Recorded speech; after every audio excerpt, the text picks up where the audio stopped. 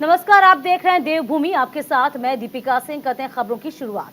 कर्नाटक में कांग्रेस की जीत का जश्न उत्तराखंड में भी देखने को मिला है। उत्तराखंड के रुड़की में भी ये जीत मनाई गई है। जीत का जश्न मनाया गया। दरअसल कांग्रेस के राष्ट्रीय सचिव काजी निजामुद्दीन के आवास पर कार्यकर्ताओं ने एक दूसरे को मिठाई खिलाकर बधाई दी है।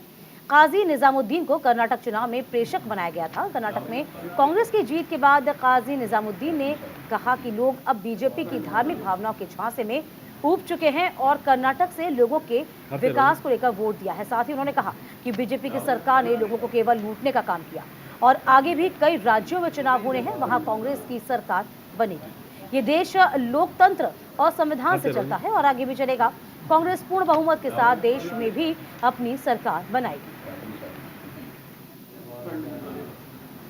देखिए, तस्वीरें आप देख पा रहे हैं किस तरीके से रुड़की में काजी मोहम्मद का जो आवास है वहां लोग पहुंचे हैं, उनको मिठाई खिला रहे हैं, एक दूसरे में खुशी की लहर देखी जा रही है। काजी निजामुद्दीन का ये आवास है जहां पर जश्न की तस्वीरें साफ तौर पर सामने आ रही हैं। तो पर्यवेक्षक बनाए गए थे यहां पर और इसी को लेकर काजी निजामुद्दीन बेहद खुश नजर आ रहे हैं। तो कर्नाटक में जिस तरीके से कांग्रेस ने बम्पर जीत दर्ज की है, इसमें बीजेपी की रणनीति पर सवालिया निशान खड़ा कर दिया। इसके अलावा आपको बता दें कि काजी ने भी कई बातें सामने कही। बढ़ेंगे आगे। बात देहरादून की होगी, जहां उत्तराखंड श्री अन्न मिलेट उत्सव का आयोजन किया गया है। पहाड़ी उत्पादों को बढ़ावा दे रही है प्रदेश सरकार। सर्वे ऑफ इंडिया स्टेडियम में कार्यक्रम का आयोजन आज किया जा रहा है।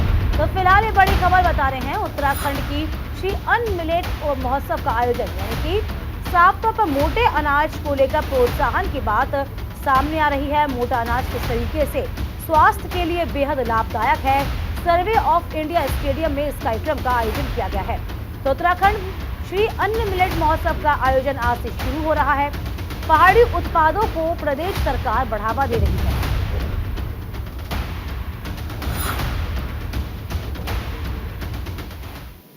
इधर खबर लक्सर से, जहां कर्नाटक विधानसभा चुनाव में कांग्रेस की जीत पर लक्सर में कांग्रेस के प्रदेश महामंत्री राजेश रस्तोगी और नगर अध्यक्ष अरुण चौधरी की अगुवाई में कांग्रेस कार्यकर्ताओं ने लक्सर ट्रक यूनियन परिसर में मिठाइयां बांटकर खुशी जाहिर की है। वहीं कांग्रेस कार्यकर्ताओं ने जोरदार नारेबाजी की है। कांग्रेस की जीत पर लक्सर ट्रक यूनियन पर आयोजित कांग्रेस में बैठक में वक्ताओं ने कहा कि बीजेपी की भ्रष्टाचार को सरकार को पछाड़ते हुए कांग्रेस ने बड़ी जीत दर्ज की है। साथ ही कहा कि राहुल गांधी का करिश्मा है और 2024 में राहुल गांधी देश में प्रधानमंत्री बनेंगे। साथ ही कहा कि अब देश की जनता भ्रष्टाचारी बीजेपी सरकार के प्रपंच को पूरी तरह से समझ चुकी है, इसीलिए जनता ने बीजेपी को उसके लिए नतीजा दिया है।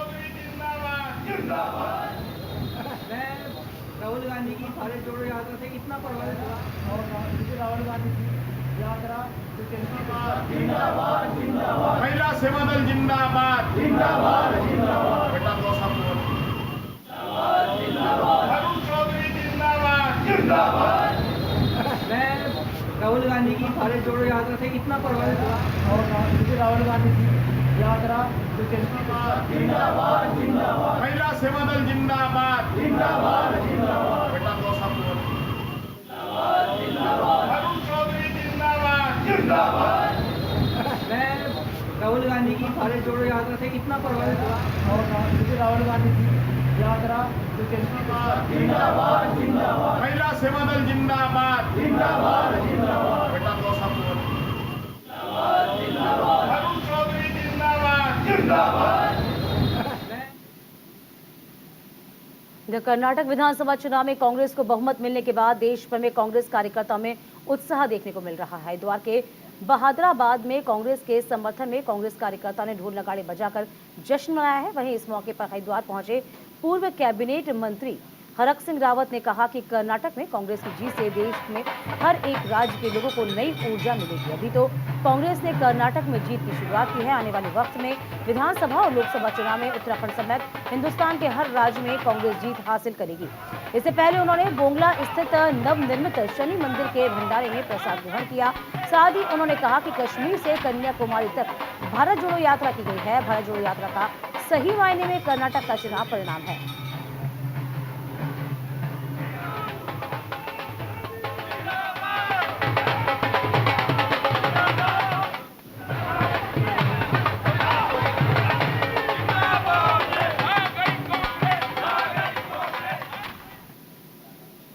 हरिद्वार में बड़ा उदासीन अखाड़ा के 3 बड़े संतों को पद से हटाने की कार्रवाई को महंत रघु मुनि ने गलत ठहराया है। कनखल स्थित बड़ा अखाड़ा में प्रेस कॉन्फ्रेंस करते हुए महंत रघु मुनि ने कहा कि वे पिछले 40 सालों से अखाड़ों की सेवा कर रहे हैं।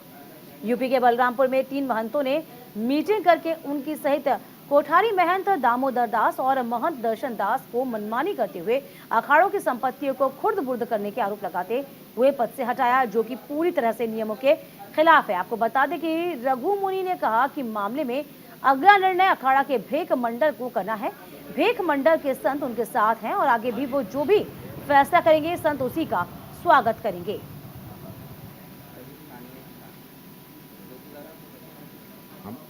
और ऐसी कोई नहीं कि कोई बहुमत से 3 महंत मिलके किसी को हटा दे। मेरे साथ बड़ा अन्याय हुआ। 3 महंत मिलके जो मेरे साथ किया, कोठारी दामोदर दास जी के साथ और हमारे सचिव के साथ, तो इन लोगों ने संविधान के खिलाफ किए हैं। श्री महंत महेश्वर दास, महंत दुर्गादास और महंत अद्वैतानंद जी, इन लोगों ने जो भी कार्य किया संविधान के खिलाफ किया है। और मैं आप भेष भगवान जल्दी निर्णय करेंगे और मेरे साथ पूरा भेष है इस समय, इसलिए मैं कुछ ज़्यादा नहीं कह रहा हूँ। मैंने अपने जो जिस पंगत का मैं हूँ, मैंने उनसे बात की, संतों से बात की और हमारे जो बड़ी गद्दी है कोटफत्ते के महाराज जी सेवादार जी, उनसे भी मैंने बात की। उन्होंने मुझे अभी आज्ञा दी है कि आप कुठार पद का चार्ज दे दो और जो इन लोगों की नीयत पता चल गई है, जो इन लोगों ने कृत्य किया है वो सही नहीं किया है, तो आप इन लोगों से दूर हो जाओ। तो इसलिए मैं उनकी आज्ञा का पालन करके और ये सब मैं अभी कुठार पद भी सौंप रहा हूँ। और तमाम जानकारी के साथ हमारे संवाददाता संजय पुंडीर हरिद्वार से इस वक्त सीधे जुड़ गए हैं। संजय, देखिए जिस तरीके से 3 बड़े संतों को हटाया गया है, अब उनको लेकर आवाज बुलंद हो रही है, लेकिन यदि हम देखा जाए तो इन तमाम संतों पर कहीं ना कहीं आरोप लगे थे, इसी के बाद उनको हटाया गया। देखिए दीपिका, पहले भी हरिद्वार में हमने देखा है कि अखाड़ों की संपत्ति को लेकर कई संतों में आपस में ही विवाद हुआ है, लेकिन अब नया मामला सामने आया है। जो बड़ा उदासीन अखाड़ा है वहां से 3 संतों को बेवजह हटा दिया गया है। यानी कहा जा सकता है कि इन संतों को हटाने के पीछे कई कारण भी रहे हैं, क्योंकि जो अखाड़े के पदाधिकारी है उनसे भी हमारी बात हुई है। उनका यही कहना है कि जो ये संत है वो जमीन में खुर्द बुर्द कर रहे थे। हालांकि इनको यूपी के बलरामपुर में एक बैठक की गई, बैठक में सभी संतों ने आपस में चर्चा की, उसके बाद इनको हटा दिया गया है। हालांकि इसको लेकर जो संत मुनिदास है उनका यही कहना है कि कहीं ना कहीं बेवजह हटाया गया है, ये नियमों के विपरीत है और इनका यही कहना है कि कहीं ना कहीं पूरे प्रकरण की जांच होनी चाहिए। लेकिन संजय, हमने कई बार देखा है, कई मर्तबा देखा है कि अखाड़ों के बीच में रस्साकशी चलती है, अनबन चलती है, लेकिन इस बीच ये भी खबर कहीं ना कहीं सामने आई थी, हमने भी लाइव दिखाया था कि यहाँ पे तमाम जो ऐसे संत है वो ये भी चाहते हैं कि यहाँ जो हरिद्वार में सरकार बने, जो कि शहरी सरकार हो, वह कहीं ना कहीं संथियों से बनाया जाना चाहिए, जो कि संथी समझते हैं। यानी कि संत आखिरकार चाह क्या रहे हैं? देखिए, हम पहले भी कह चुके हैं कि लगातार हम देखते हैं कि हरिद्वार एक ऐसा नगरी है, आस्था की नगरी भी कहा जाता है। देश भर की आस्था हरिद्वार से जुड़ी हुई है। ऐसे में यहाँ पे तमाम जो अखाड़े हैं वो संपत्तियों को लेकर कई बार आपस में भिड़ चुके हैं, जिसको लेकर पुलिस द्वारा उन पर कार्रवाई भी की गई है। लेकिन इस बार बड़ा उदासीन जो अखाड़ा है, यहाँ पर भी काफी समय से जो संपत्ति विवाद है वो चल रहा था, जिसको लेकर यहाँ पे जो पदाधिकारी है उनका यही कहना है कि जो महंत रघु मुनि दास है वो कहीं ना कहीं जमीन में खुर्द बुर्द करने का प्रयास कर रहे थे। यही वजह है कि इनको पद से मुक्त कर दिया है। अब आगे क्या लग रहा है? जिस तरीके से लगातार आंदोलन किया जा रहा है, आगे क्या नजर आ रहा है, क्या तस्वीर दिखती है आगे? देखिए दीपिका, लगातार इस पूरे प्रकरण को लेकर जो तमाम अन्य संत है वो उनका यही कहना है कि इस पूरे मामले की जांच की जाए। जिस तरह से कई गंभीर आरोप भी लगाए हैं और उनका यही कहना है कि जमीन को लेकर काफी समय से विवाद चल रहा था और जमीन में छेड़छाड़ कर रहे थे, यानी गलत तरीके से जमीन को हथियाने का काम कर रहे थे। यही वजह है कि इनको हटा दिया गया है। हालांकि इसको लेकर प्रेस कॉन्फ्रेंस भी की गई है। अब आगे क्या कोई कार्रवाई भी हुई है, कोई FIR भी हुई है, कोई कार्रवाई भी हुई है क्या कानूनी? देखिए, बड़ा उदासीन अखाड़े में पहले कई बार जो संपत्ति विवाद हुआ है उसमें पहले पुलिस कार्रवाई हो चुकी है, लेकिन इस बार जो विवाद हुआ है उनका यही कहना है कि इन्हीं संतों की वजह से यहाँ पर जो जमीन खुर्द-बुर्द की जा रही थी, अब इनको पद से हटा दिया गया है। हालांकि इसको लेकर जो पदाधिकारी है वो लगातार यही कह रहे हैं कि इस पूरे प्रकरण की जांच होगी, आगे की कार्रवाई उसके बाद की जाएगी। क्या दीपिका। मुझे जिन 3 संतों को हटाया गया संजय, क्या उन्होंने प्रेस कॉन्फ्रेंस की, क्या अपनी बात मीडिया के सामने रखी या जाहिर की? क्या सब में बिल्कुल जी। साफ तौर पर वही ये संत है जिनको पद से हटाया गया है। उनका यही कहना है कि बेवजह यूपी के बलरामपुर में एक पहले बैठक की गई और आनन फानन में इनको अपने पद से हटा दिया गया है। हालांकि इनका यही कहना है कि बेवजह हटाए गए हैं, ऐसे कोई आरोप नहीं है, लेकिन इस पूरे प्रकरण की जांच चल रही है। आगे आने वाले वक्त में किस तरह से इन्हें पद मिलता है हाँ। या लगातार ये पद से मुक्त रहेंगे। चलिए संजय, इस खबर पर नजर बनाए रखिएगा, तमाम अपडेट आपसे हम लेते रहेंगे। चलिए बढ़ेंगे खबरों में आगे। हरिद्वार के अलालपुर में सौगात के लगभग 50 से 60 सागौन के लगभग 50 से 60 पेड़ों को काटकर वन विभाग को चूना लगाया जा रहा है। इधर वन विभाग रेंजर दिनेश प्रसाद नोजियाल ने बताया है कि सुबह लगभग 9:45 पर इस बाबत जानकारी मिली थी। लावलपुर इलाके में सागौन के पेड़ के साथ साथ पॉपुलर, लिप्स्टिस और शीशम के पेड़ भी काटे जा रहे हैं। इधर जानकारी देते हुए बताया गया है कि वन विभाग की टीम ने मौके पर पहुंचकर ट्रैक्टर ट्रॉली को सीज किया है। ये भी बता दें कि दिनेश प्रसाद नोजियाल ने बताया कि वन विभाग ने किसानों को पेड़ काटने की अनुमति नहीं दी। साथ ही सभी अभिलेखों की जांच लगातार की जा रही है और जांच के बाद कार्रवाई की जाएगी। आज सुबह लगभग 9:45 के आसपास हमारे पास सूचना आई और ये अलावलपुर है, ये पथरी क्षेत्र में पड़ता है। यहाँ पे एक किसान ने अपने खेत में लगभग कुछ 50 से 60 पेड़ों की आई, जिसमें कि कुछ तो इसके यूकेलिप्टिस के हैं, कुछ उसमें पॉपुलर के हैं, कुछ उसमें शीशम के पेड़ हैं। हमारी तरफ से तुरंत टीम वहाँ भेज दी गई है। मौके पे हमने एक ट्रैक्टर ट्रॉली को सीज कर दिया गया है और समस्त प्रकाश के अभिलेखों की वहाँ पे जांच की जा रही है। किसी भी तरह की हमारी तरफ से कोई परमिशन उसको नहीं दी गई है। समस्त प्रकाश जो है, अगर उनके द्वारा जितने भी इसमें अभिवहन किया गया है सब गलत तरीके से किया गया है और हमारी तरफ से उस पर बिल्कुल सख्त कार्रवाई की जाए। तो उनमें हम वृक्ष संरक्षण अधिनियम के तहत कार्रवाई करते हैं और इसमें सबसे पहले ये है कि ये माल गया किधर, कितने उसमें पेड़ कटे हैं, इसका भी पूरी हमारी तरफ से तहकीकात की जा रही है। मेरे द्वारा जांच वन दरोगा महावीर को दे दी गई है, वो अभी फील्ड में ही हैं। इसमें बल्कि जो प्रकाश है उसके भी अभी हमारी टीम जा रही है, उनको प्रकाश में बरामद करना है। तो जिस तरह के जितने भी इसमें पेड़ कटे होंगे उनकी पूरी रिपोर्ट मेरे पास आ जाएगी, उसके अकॉर्डिंग उन पर सख्त से सख्त कार्रवाई की। और तमाम जानकारी के साथ संजय पुंडीर लगातार हरिद्वार से हमारे साथ जुड़े हुए हैं। संजय देखिए, ये बहुमूल्य पेड़ हैं जिनकी कटाई लगातार जारी है। हालांकि अब यहाँ पर पूरे मामले को संज्ञान में लिया गया है।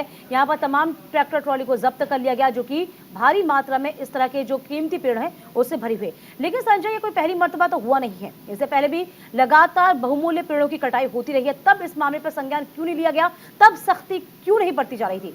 तब ढील क्यों थी संजय?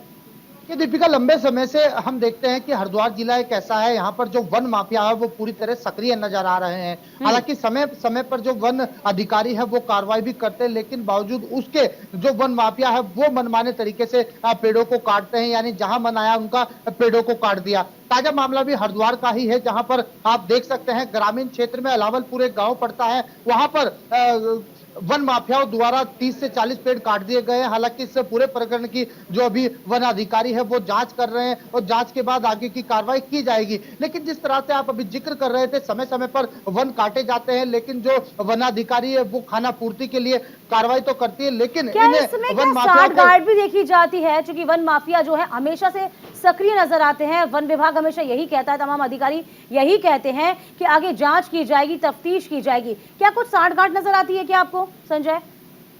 देखिए, लगातार हम कहते हैं कि जो वन माफिया सक्रिय होते हैं उसमें जो वन विभाग होता है वो भले ही वनों को से रोकने के लिए लाख दावे कर ले, लेकिन जमीनी हकीकत कुछ और ही दिखाई देती है। यानी कहा जा सकता है कि जब पेड़ कटते हैं, जब वन अधिकारी यहाँ पर नहीं पहुंचते हैं, हालांकि रविवार और सैटरडे के दिन इस तरह से यहाँ पर पेड़ काटे जाते हैं, जिस दिन अधिकारियों की छुट्टी होती है उस दिन यहाँ पर जो वन माफिया होते हैं वो सक्रिय हो जाते हैं। ये कहना जरूरी होगा कि वन जो अधिकारी है उनकी मिलीभगत इस पूरे प्रकरण में होती है, क्योंकि हम देखते हैं कि समय समय पर कार्रवाई के दावे किए जाते हैं, लेकिन जो वन माफिया होते हैं वो आए दिन सक्रिय होते नजर आ रहे हैं। लेकिन इन तमाम चीजों को देखें संजय, तो कहीं ना कहीं राजस्व का नुकसान हो रहा है, राज्य को नुकसान हो रहा है, शहर को नुकसान हो रहा है। इसकी भरपाई कौन करेगा? देखिए लगातार ही वन अधिकारी तमाम बड़े बड़े वायदे करते हैं कि वनों को रोकने के लिए हमारी तमाम टीमें लगी है, क्योंकि हम देखते हैं कि हरिद्वार एक ऐसा जिला है वो जगह जगह वनों से घिरा हुआ है। आबादी वाले क्षेत्र में भी जो बहुमूल्य पेड़ होते हैं वो खड़े रहते हैं। ठीक है, हालांकि देखिए एक या संजय दो संजय संजय हम लगातार देख रहे हैं क्या अभी तक, चलिए हम पहले से जोड़ें, अभी की भी बात कर लेते हैं। अभी तो ट्रैक्टर ट्रॉली जब्त की गई है, हम तमाम तस्वीरें भी तमाम दर्शकों को दिखा रहे हैं। क्या अभी कोई कार्रवाई हो पाई है? किसी को गिरफ्तार किया गया, किसी को पकड़ा गया अभी वन विभाग के द्वारा? ये बताइए। देखिए दीपिका, लगातार ही जब हम अधिकारियों से बात करते हैं, हमारी टीम अधिकारियों से बात करती है, तो उनका यही कहना है कि इसमें जांच की जा रही है, जांच करने के बाद आगे कार्रवाई की जाएगी। लेकिन पहले भी इस तरह के कारनामे जो वन माफिया है कर चुके हैं, लेकिन हम जांच के अलावा जो आगे की कार्रवाई होती है वो आगे नहीं बढ़ पाती है। यही वजह है, ये कहना सही होगा कि कहीं ना कहीं वन अधिकारियों के साथ जो वन माफिया मिले, इसके साथ ही यहाँ पर वनों को ठिकाने लगाया जा रहा है। यानी कुल मिला के हम कह सकते हैं ना कि वन माफिया हावी है वन विभाग पर। हालांकि वन विभाग हमेशा से अपना पल्ला यही कह के झाड़ लेता है कि हम आगे तफ्तीश कर रहे हैं, मामले की जानकारी जुटा रहे हैं। चलिए संजय, आगे भी इस खबर पर रुख करेंगे आपका, बने रहिए मेरे साथ। इस बीच बड़ी खबर आपको बता दें, लक्सर से लेंगे, जहां लक्सर में एक बार फिर से बड़ा जाम लगा। जी हाँ, आपको ये बताएं कि शुगर मिल में गन्ना लेकर जाने वाले वाहनों की वजह से जाम की जो स्थिति है वापस पैदा हो गई। ये भी बता दें कि गन्ना लदे वाहनों के कारण सड़कों पर आए दिन लोग बेहद परेशान होते हैं, उनको सामना करना पड़ता है। वहीं स्थानीय लोग और खास तौर पर स्थानीय दुकानदार ही जाम के कारण काफी परेशान होते नजर आ रहे हैं। तो देखिए वो ट्रैक्टर ट्रॉलीज भी दिखा रहे हैं आपको, जो लगातार भारी संख्या में इस वक्त गन्नों से पटी पड़ी हैं। कई बार इन ट्रैक्टर ट्रॉलियों की वजह से भीषण हादसे भी हो जाते हैं, ये आपको पता होगा, क्योंकि इस वक्त सीजन का समय भी है। गन्ना लेकर जाने वाले वाहनों की वजह से जो NH है वो लगातार जाम से दो चार होता ही है। बड़ी बात यह है कि कोई समय यहाँ पर निश्चित नहीं है, कोई समय निश्चित न होने की वजह से ये ट्रैक्टर ट्रॉलियों का जो जाम है लगातार लगता रहता है, लोग इससे परेशान होते हैं।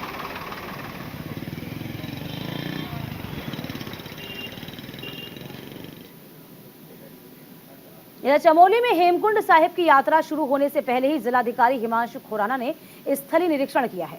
अधिकारियों को यात्रा शुरू होने से पहले भी व्यवस्थाओं को दुरुस्त और सुचारू करने के निर्देश जारी किए गए थे।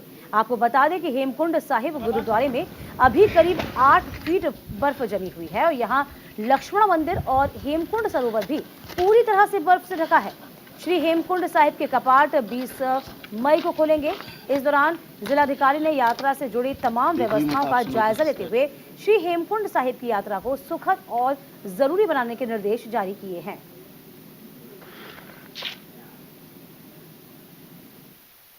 देखिए, आगामी 20 मई को श्री हेमकुंड साहिब यात्रा का प्रारंभ होने वाला है।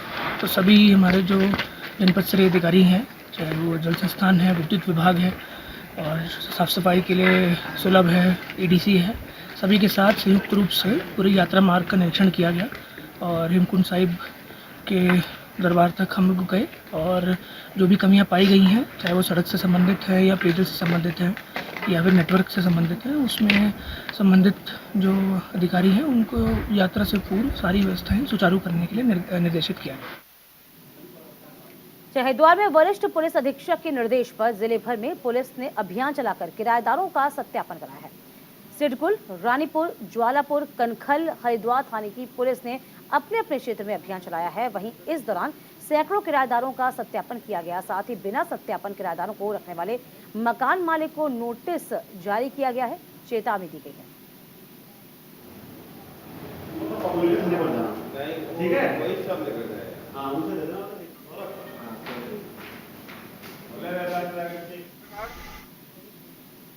एक तरफ धामी सरकार अवैध निर्माण और भू माफियाओं पर नकेल कस रहा है, दूसरी तरफ विकास नगर में भू माफियाओं के हौसले बुलंद हैं। हम ऐसा इसलिए कह रहे हैं क्योंकि सहसपुर विधानसभा के शिमला बाईपास के चांदनी चौक के पास भू माफियाओं ने बिना परमिशन के बुलडोजर को चलवा दिया। फिलहाल मामला आला अधिकारियों के संज्ञान में लिया गया है, लेकिन कार्रवाई का अब भी सिर्फ इंतजार।